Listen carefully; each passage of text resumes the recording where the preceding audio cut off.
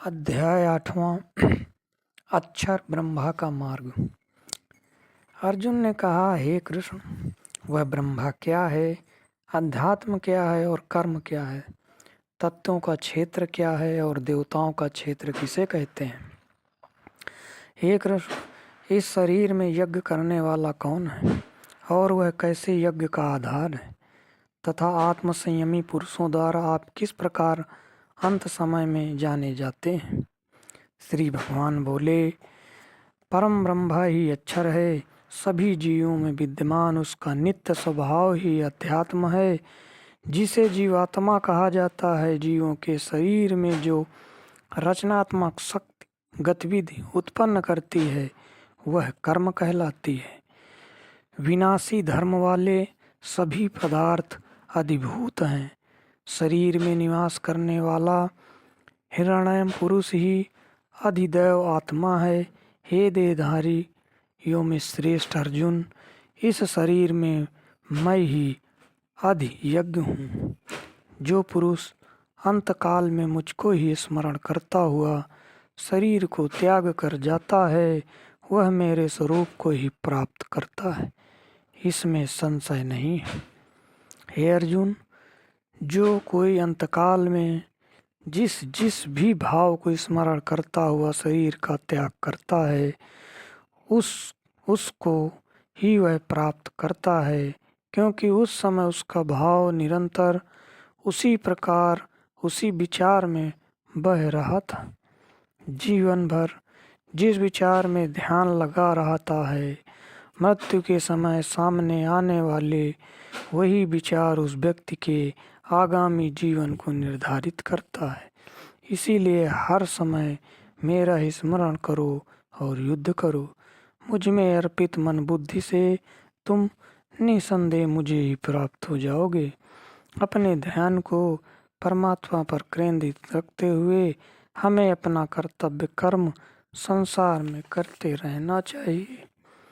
हे अर्जुन, योग साधना के अभ्यास में लीन जो साधक अपने मन को इधर उधर भटकने नहीं देता, ऐसा पुरुष प्रकाश स्वरूप परम पुरुष का ध्यान करता हुआ उसको ही प्राप्त करता है। जो पुरुष सर्वज्ञ अनादि सबके नियंता सूक्ष्म से ही अति सूक्ष्म का भी धारण पोषण करने वाले अचिंत स्वरूप सूर्य के सदृश नित्य चेतन प्रकाश अविद्या के अंधकार से अति दूर परमात्मा का अपनी मृत्यु के समय भक्त युक्त होकर योग बल से भ्रकुटियों के मध्य में अपनी जीवन सत्ता को अपना अच्छी तरह स्थापित करके निश्चल मन से स्मरण करता है, वह उस दिव्य स्वरूप परम पुरुष परमात्मा को ही प्राप्त होता है।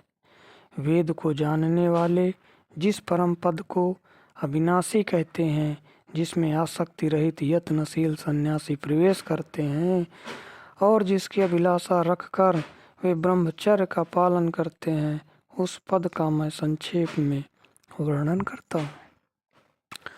समस्त इंद्रियों के द्वारों को संयम में लगाकर तथा मन को हृदय देश में स्थिर करके दोनों भ्रुकुटियों के मध्य प्राण वायु को मस्तक में केंद्रित करके ध्यान का अभ्यास करते हुए जो साधक एकाक्षर ओम स्वरूप ब्रह्मा का जाप करता हुआ और मुझे स्मरण करता हुआ शरीर को त्याग कर संसार से प्रस्थान करता है, वह अंत में परम गति को प्राप्त होता है। ओम अक्षर के जाप से साधक ब्रह्मा पद पर पहुंच जाता है।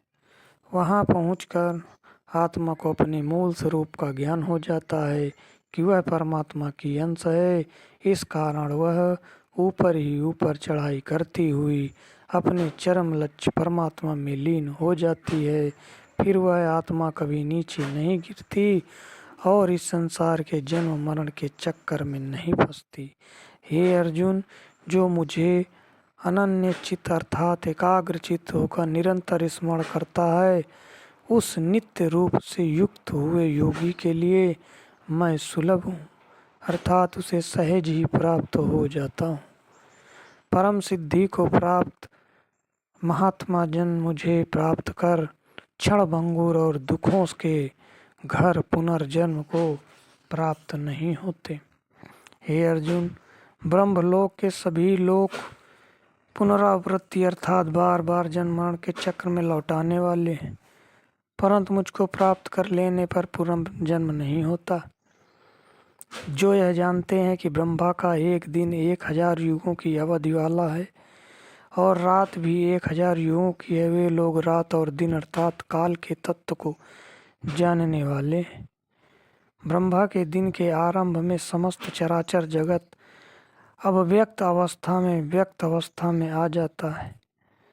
ब्रह्मा की रात्रि आ जाने पर वह पुनः उसी अव्यक्त अवस्था में विलीन हो जाता है। ब्रह्मा का दिन संसार के प्रकट होने की अवधि और ब्रह्मा की रात संसार के लुप्त होने की अवधि है।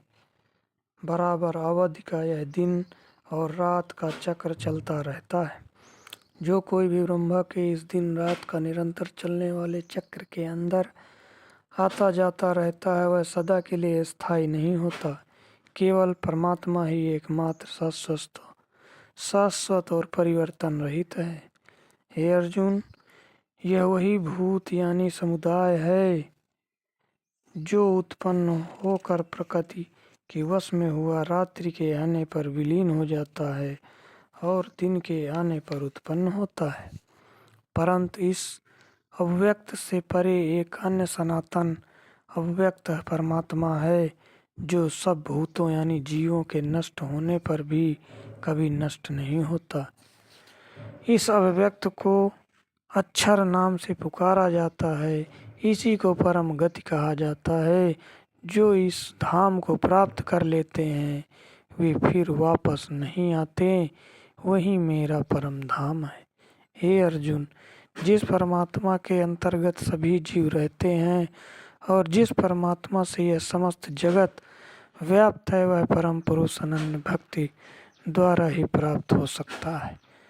प्रभु के प्रेम और भक्ति की आधारशिला यह परम सत्य है कि एकमात्र परमात्मा ही सर्वव्यापक और सर्वज्ञाता है, जो कभी जीवों का मूल स्रोत और आधार है तथा वह सदैव दयालु है। यही कारण है कि गीता में प्रेम भक्ति और को ही प्रभु प्राप्ति का साधन माना गया है। हे अर्जुन, अब मैं तुम्हें बताऊंगा कि किस काल में शरीर त्याग कर गए योगी वो कभी वापस नहीं आते और किस काल में गए हुए योगी वापस लौट कर आते हैं।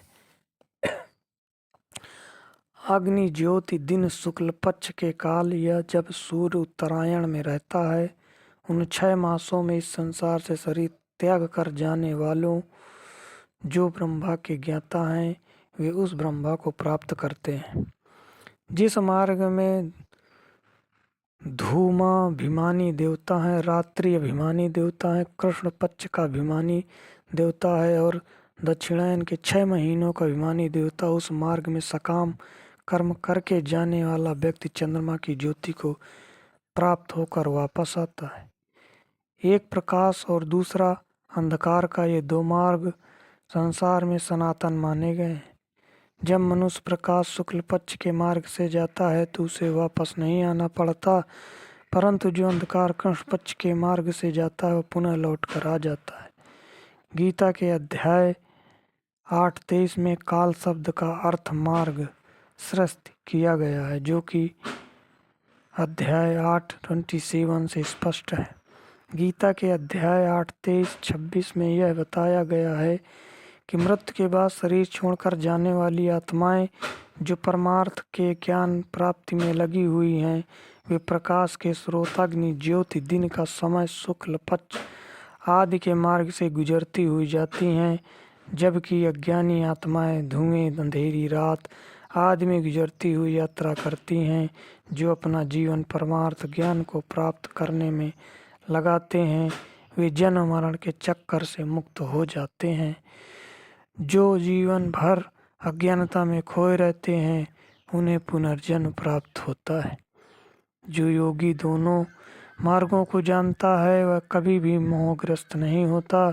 इसीलिए हे अर्जुन, तुम सद्बुद्धि समबुद्धि होकर योग कर्म में स्थिर रहो। जो योगी इस परम रहस्य को जान जाता है वह वेदों के पढ़ने और यज्ञ तप दान पुण्य का कर्मों के करने से जो भी फल मिलते हैं उन सभी से ऊपर शाश्वत परम पद को प्राप्त कर लेता है। इस प्रकार अक्षर ज्ञान का मार्ग नामक 8वां अध्याय समाप्त होता है।